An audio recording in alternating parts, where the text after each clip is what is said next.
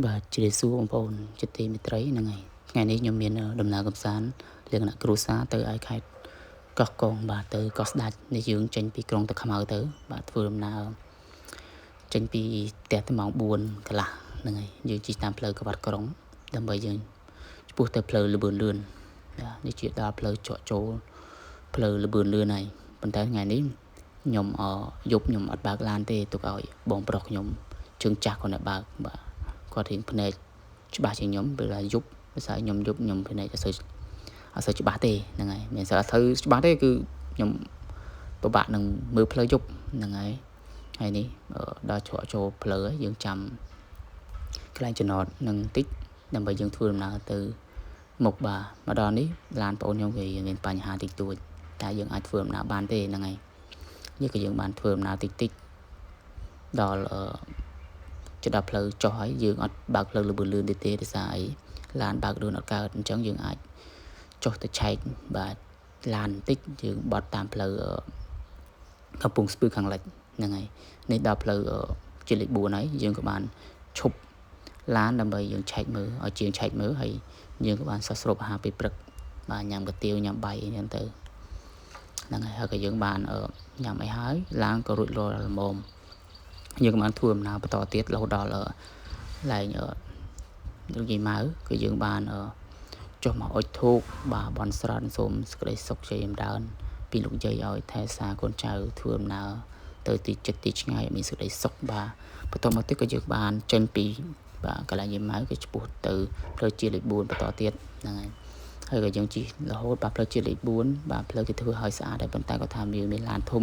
តិចតួចយើងបើកលឿនអត់កើតទេហ្នឹងហើយតែបាទផ្លូវស្អាតល្អគេធ្វើឲ្យយើងបន្តដំណើររហូតបាទដល់ផ្លូវបំបែកបាទជាពីមបាទមួយទៅខេត្តក្រុងបរសៀននុមួយទៅខេត្តកោះកុងក៏យើងបានបាត់ស្ដាំទៅដល់ហើយផ្លូវកោះកុងនេះឡានទូចក៏ទៅបានឡានធំក៏ទៅបានដែរស្អីផ្លូវគេធ្វើឲ្យអត់រលាក់អត់ពិបាកទេបងប្អូននេះជាទស្សនវិជ្ជាទាំងស្រុងរបស់ក្រុមគ្រួសារខ្ញុំបាទទៅហើយខ្ញុំទៅថ្ងៃនេះ2ឡានហើយខ្ញុំអត់ហ៊ានបើកទៅមុខឡានបងប្អូនខ្ញុំទេស្អីឡានបងប្អូនខ្ញុំវាមានបញ្ហាអញ្ចឹងគាត់បើកលឿនអត់កើតទេអញ្ចឹងយើងត្រូវតែចាំគ្នាបាទយើងជិះចាំគ្នាទាំងទៅដើម្បីបាទមើលហើយយើងដឹងស្រាប់ហើយផ្លូវនេះគឺអត់សូវទាន់មានផ្ទះប្រជាពលរដ្ឋទេតែវាជាតំបន់ព្រៃភ្នំសូម្បីតែម៉ូតូក៏អត់មានដែរបងប្អូនមានតែឡានទេបាទហើយស្ងាត់ល្អណាស់បងប្អូនស្រួលបើកហើយផ្លូវធំទូលាយបាទហើយផ្លូវដឹងស្រាប់ហើយផ្លូវមើលទៅត្រជាក់ភ្នែកតែម្ដងបាទបន្ទាប់មកទៀតយើងបានមកដល់ឡើងចំណតបាទផែយើងក៏បានរៀបចំឲ្យបានដាក់ទុកហើយក៏ឆ្លៀតនេះក៏ខ្ញុំបានយកឡានបាទទុកនៅកន្លែងចំណតដោយសារយើងចូលយើងច្រើនថ្ងៃដែរអញ្ចឹងយើងទុកកន្លែងចំណតឲ្យមានសុវត្ថិភាពបាទម្លប់យើងអត់ទុកហាត់ថ្ងៃទេហ្នឹងហើយហើយបន្ទាប់មកទៀតបាទយើងក៏បានធ្វើដំណើរទៅកន្លែងទុកវិញបងប្អូនណាទៅទុកវិញដើម្បីយើងរៀបចំជិះទៅកោះហើយ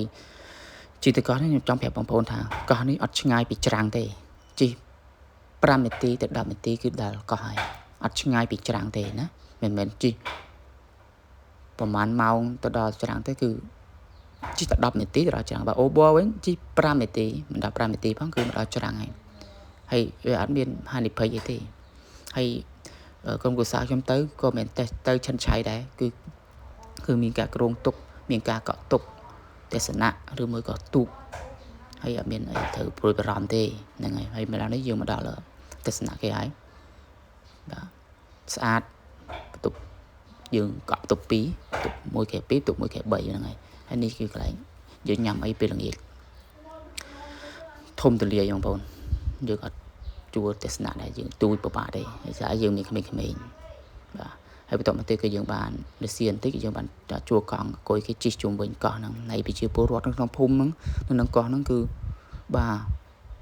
មានមុខរបររកស៊ីច្រើនបាទអត់មានអ្នកទនេទេដូចភូមិយើងអញ្ចឹងដូចក្រុងយើងមួយអញ្ចឹងណាបងប្អូនបាទយើងទៅដល់ឡៃកោះបាទរីសតដែលយើងចូលមកថតរូបថតអី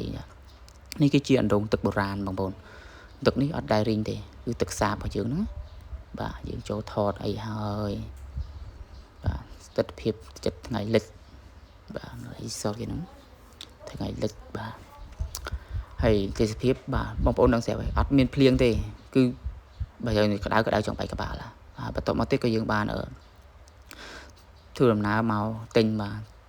បកាបកងអីដែលយើងត្រូវយើងញ៉ាំអីពេលល្ងាចអញ្ចឹងណាបងប្អូនហើយស្រស់ណាស់រស់ល្វើកតែម្ដងហ្នឹងហើយដូចជាត្រីនេះអញ្ចឹងបងប្អូនត្រីតកែនេះអញ្ចឹងលូតផ្លោតបាទឃើញទេលូតផ្លោតត្រីរស់បាទយើងយកមកនេះយើងយកមកចំអិនវាយើងចង់ញ៉ាំឆៅក៏បានយើងចង់ញ៉ាំយកមកបាទធ្វើអីក៏បានដែរហ្នឹងហើយនេះបកាបកងស្រស់យើងថតដដែលទេស្អីយើងចង់ឲ្យបងប្អូនមើលពីកន្លែងគេនេសាទបាទបន្ទាប់មកទៀតក៏យើងបានទិញមកហើយយើងបានយកមកចំអិនយើងញ៉ាំអីជុំគ្នាបាទជារឿងលេងសប្បាយបងប្អូនតែថាយើងធ្វើការបដៅយើងមករីកលេចកន្លែងនឹងបដៅវាអត់មានបកខអីទេហ្នឹងហើយទេសភាពបងប្អូននឹងស្រាប់ហើយអត់មានភ្លៀងទេហើយស្លាស់ចាស់កុំភ័យបាទហើយបន្ទាប់មកទៀតថ្ងៃទី2ក៏យើងបានរៀបចំបាទសម្ភារៈដូចទៅនេះចឹងមានទឹកមានអីបាទនេះជាប្រដាប់ប្រយុទ្ធរបស់យើងបាទមាន speaker មានអីនេះទោះដែលឯងអ្នកចេះបើកទូកហ្នឹងតែអត់ចេះបើកទេបងប្អូននេះធ្វើដំណើរទៅ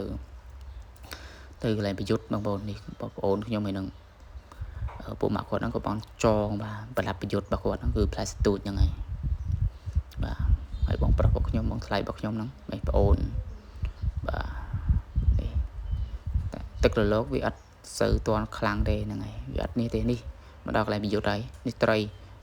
ដាក់ស្ទូចម្ដង15ស្ទូចអីបាទស្ទូចដើម្បីយកត្រីច្រើននេះត្រីសុកតកែយើង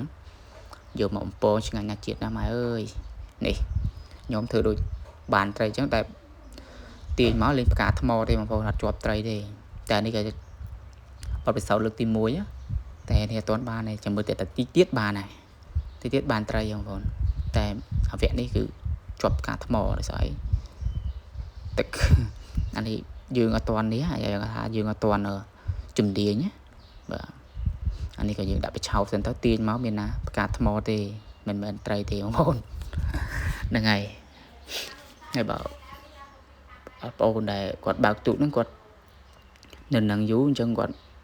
លក្ខណៈថាគាត់ដឹងអញ្ចឹងគាត់ដាក់ទៅបានហើយបើខ្ញុំវិញដាក់ទៅនេះលើកមកតទេស្អាតដាក់អស់តនុយបងប្អូនបាទបន្ទាប់មកទៀតក៏យើងបានជិះទូក